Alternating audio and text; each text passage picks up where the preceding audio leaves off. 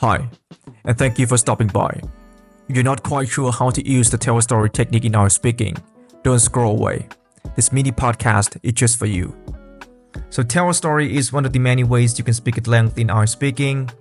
If you haven't seen my videos on how to speak at length in IELTS, definitely check that out after this episode. In that video, I cover lots of useful techniques to help you expand your answers. Now, back to today's topic. Firstly, why do we need to tell a story? Well, storytelling is a powerful way to make your communication more natural and effective. It gives your listener a real, personal experience to connect with, and it helps you hold their attention. In a conversation or presentation, a good story can make people believe what you are saying, or at least understand where you're coming from. And when it comes to IELTS Speaking Part 2, telling a story is an excellent strategy. It makes your answers sound authentic, and it really helps with fluencies and coherence, because when you're telling a true story from your life, you already know what happened. That means less hesitation, fewer pauses, and no more struggling to come up with ideas on the spot. Most importantly, it convinced the examiner that you are not just repeating memorized answers, which is one of the biggest reasons candidates lose marks in Part 2.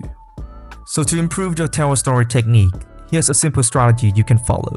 Start by mentioning when the story happened, just to set the scene.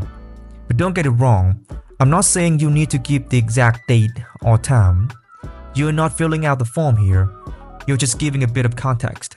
For example, you could say something like, a while ago, when I was in high school, or last summer, during my vacation. That's more than enough.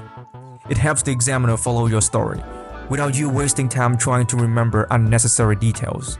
You only have 2 minutes, so every second counts. Next, you need to pay attention to your intonation. This means emphasizing the keyword in your sentence to make it more expressive and easier to follow. For example, instead of saying, I was walking down the street and saw something strange, you can say, I was walking down the street and I saw something really strange. Alright, moving on. Let's talk about number 3, feelings. Adding feelings is a good way to expand your story and make it more personal. One feeling is surprise. You can use the phrase, to my surprise, plus subject and verb. For example, to my surprise, she passed the exam with flying colors, even though she barely studied.